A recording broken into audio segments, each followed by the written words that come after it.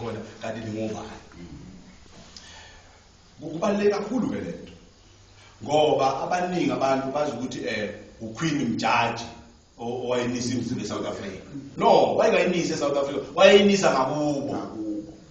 Ngakini yayiniswa nguwe. Angazona ngizwe ibakithi. Isilo ushaka isona esasicela imvula kuwe.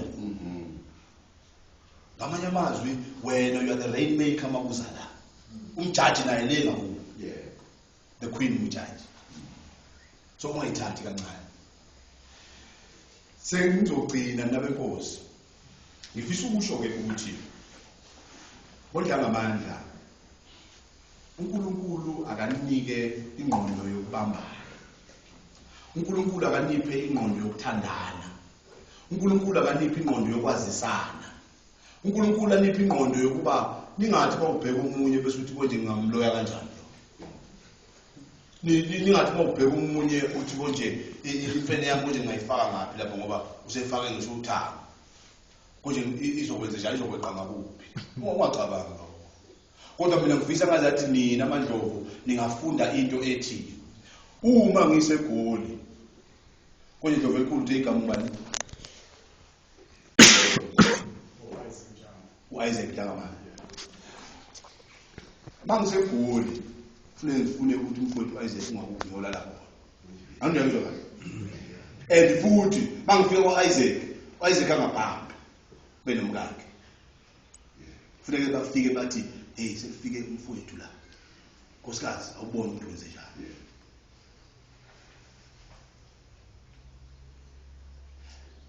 Yilezi zinto ke mina ngifisa ukuthi siyifunde. Mawusegoli uwazi ukuthi nodadewenu usibongile nami. And mawufika kwaSibongile awuzukufika hayi ulale hotel ongathandi. Ulale hotel ngoba uthanda. Ngiyangizwa kahle. Mawufika eTrex kufanele wazi ukuthi ayi angikwazi mina ukulala hotel abafowethu bekhona awuthi ngiphathe inyama. Yabo? Abesambe siyokosa. Usafuna ukuya kuJohn. Uyangizwa kahle. Nje kama lo kufanele ukuthi John namehla komakhulu.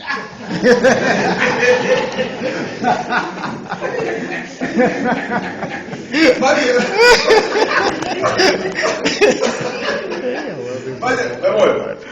mawufike eSwazini ungayi ezulwini. Yabo? Ngoba eSwazini kukhona indawo okuthiwa kusezulwini. Ungayi ezulwini kuyadura. Kufanele uye ngoba uthanda nje ezulwini. Mawufika eSwazini uthi wena hayi mina ngisakubuka Ndumiso, mina ngisakubuka Mgcineni, ngiyakubuka Zweli, ngiyakubuka bani. Angidemizwa bakithi. Ngigcineni ngiyeza lapha. Indawo kulala ngizoyithola, yabona. So yilokho bakithi ngifisa mina ukuthi nibe yikho ningamandlangamandla. Nazo ukubambana. Kanti futhi ziningi ezinye izinto eningazenza. Ningabantu abangalisayo. Ningakwazi ukukhanda ngisho inkampani nina aMandlovu kuthiwe nje eMandloveni Pty Ltd. Nibe namatroko, nibe nezimayini ngoba kunamalahle la eniwabukayo nje kuleli lizwe laseGoli. Kunenqwaba yamalahle la. Kunegolide la elidliwa ngabantu abamhlophe ngale ngaphansi. Kunegolide. Ikhona imayini okuthiwa kusengodini. Ubani uyaziyo? Nangu Mavuso uyayazi. Nawe omunye uyayazi. Nawe abantu bazazi izinto nawe. Nawe bazazi izinto nawe. Ikhona lo mayini abelungu abadlalela golide la. So ilezi izinto kufanele ngabe niyayiqaphela nina aMandlovu ukuthi vusani amadolobha enu, nikhulise lengoje yenu ibe idolobha elikhulu. Nisuse lo mlungu ningamxoshi nimfunele indawo nimbeke khona dayise lo lubisi lwakhe nalezi inkomo zakhe nandise idolobha lithi liyofika ngase emgwaqeni. Uyabona? Nenze into ehlakaniphile ngendawo yangakini. Ungaze uyithola usudelela ingakini uthi ule iphathene ngoje uzisho wena ngoba iphathene ngoje nguwe iphathe. Awuqala into iphathene ngoje usho wena. Angazi uyiphatha wena. Uyile nto kuthiwa uyibhala. Angikuyazi ukuthi kuthiwa ibhala. Inyoni. Yeah. Ubona ezinye inyoni kanti inyoni nguwe. Usho ukuthi ilezo zinto kufanele izibheke, yabona. Ungathi hey kodwa ngiyofunana.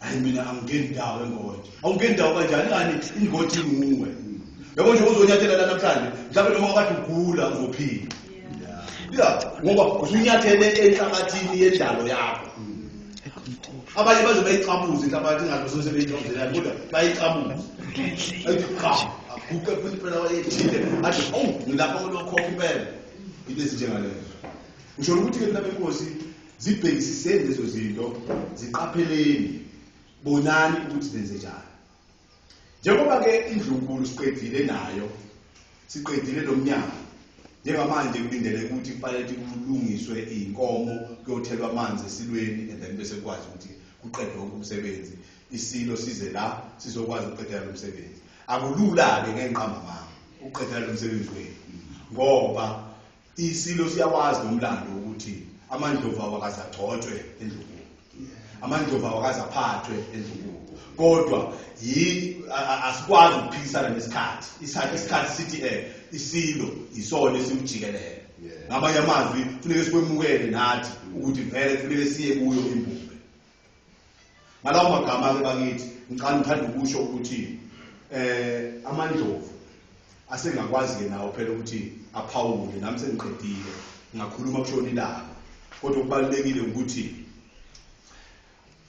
lapha emandloveni noma isiphi isizwe sinemkhutshana yaso emandlovini ke kuyavama ukuthi njalo ngonyaka kube nomkhosi noma umgidi wamandlovu obumbanisa isizwe lowo mkhosi lowo uyawudinge ukuthi ngazathi amandlovu angabuya wonke aphelele avunule abezihlahla ibheshu kube yibheshu isidwaba kube yisidwaba isicholo kube yisicholo ihawu kube yihawu ensizweni ilapho esibonisa khona ubunjalo bethu ngoba emandloveni futhi kubalulekile phela ukuthi sazi ukuthi njengoba ubaba bekhona nje uma kuzalwa ingane yenziwa njani yabona uma isizelwe ingane yenziwa njani yabona uma ingane isikhulile emandloveni thola ukuthi mhlawumbe akuvumi ukuthi isukume ihambe kuyakwenziwe njani uyabona lezo zinto lezo izinto kufanele zibe ngamagugu ethu kufanele sizazi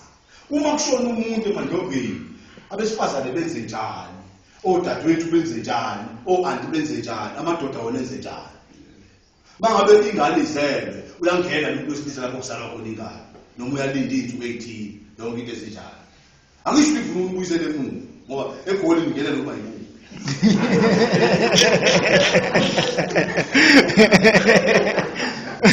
kodwa ngifuna mina ukuthi noma ngabe kuthiwa lento ayisenzeki le ngakini but kube nayo indawo lapho wazi khona ukuthi amagugu akithi agcinwe la uma ngabe kwakhona kuthiwa isithebe njengoba njengazi ukuthi umshana isithebe yini uyosibona kodwa engothi maye ekhaya kufuneka kwazi lo uma ngabe kwakhona into okuthiwa iqoma kufuneka umshana akwazi ukuthi afike alibone iqoma mayifike engothi ngiyazwa so lezo zinto ziyenzeka lokho ngiyabonga Nkosi so kufanele lezi zinto zazazeke uma kuthiwa khona ukhezo lwesintu oluqoshiweyo kufuneka umshana afike alibone mayisuke egoli afike abone onani ukhezo lwesintu makuthiwa khona isampoko noma isampontshi lapho kufakwa khona inkezo zomnumzana kufuneka umshana afike abone awukanti inkezo zayifakwa la nonke uyabona yini leyo nto indaba yokuthi ugcine amagugu akho njengomuntu wakwaNdlangamandla ngamanye amazwi ungathi nje kwashabalala konke sekwaphela akufanele benjalo so ke izinto lezo kufanele izibhekakala izinto okufanele zazeke ukuthi kwaNdlangamandla kwenziwani uyemuliswa yintwana wakhona noma uyakhehlwa uyabona ngoba phela kwenye indawo bathi umemulo kodwa futhi la ingoje kuthiwa umkhehlo uyabona so uyayikhehla intombazane kwenye indawo ukuthi uyayemulisa so izinto lezo kufanele zicace ukuthi kwaNdlangamandla kwenziwa njani khona lo muntu okhehlwayo noma lo muntu oyemuliswayo ungabe mhlawumbe usekuliphi izinga kufanele ukwazi futhi lokho and then uma umuntu eseyogana kwenziwani kwaNdlangamandla uphathani nani uyangizwa na ikhuthu yini ikhuthu ikhuthu ile nyama esuke ibekiwe yomuntu wesibame azohamba nayo elokhu eyifake esithebeni ozolokhu edeze eyisika ngoba uyafika lapha akakanikwa inyama uselokhu esika kule yakhe anganoma ngizwa kahle manje izinto njengalezo kufanele zazeke ukuthi bayifika emzini kwemukelwa kanjani kwasha kwaqina umakhothi mayingena ekhaya kwenziwa njani ilezi izinto kufanele sizazi ngathi ngaphandle kwalokho uma ungazazi ufane ulwane Ndlangamandla kungahlwa ekhuluma ngezinto zonke ezikhona lawaNdlangamandla kodwa into ebalekile ukuthi uNdlangamandla zazini ukuthi ningobani nisukaphi niyaphi yabona ufuduko lokugcina lwaMandlangamandla lwaba ngo1841 uma usuka ku1819 thina sihlakazwe for over 195 years iminyaka eyikhulu nama-90 nanhlanu sahlakazwa uNkulunkulu uyasikhumbula emva kwale minyaka uma usuka ku1823 sihlakaziwe iminyaka cishe engu-191 yes and then mawusuka ku1841 lapho ukhokho umlotshwa esuka khona ewela njengoba lithi igama ngimfunge umlotshwa ekuphi esenyamane yayazi indaba Ndlangamandla yayazi ngimfunge umlotshwa ekuphi niyazi enyamane anazi enyamane kulapha ngabe usuke ephongola udlula la kuthiwa khona kuseBelgrade mawudlula eBelgrade khona umfulo lapho kuthiwa inyamane manje sekwahlala umahlobo lapho useyinkosi yento ezweni leli angazoma nizwa kahle kunomuntu othi umahlobo uyinkosi ezweni leli lapho kwawa khona ukhokho wenu angazoma nizwa kahle so izinto lezo kufanele niqonde kahle ukuthi wayengeke umahlobo wayeyinduna yeplaza manje usejika usecela ugovernment wakwalokhuzana yabona ukuthi uma ugqaba kahle wena nkosi bayekuthi wabagqabela kahle ozitha lapha eMpumalanga province benalabo mavuso bavuma bazomgcoba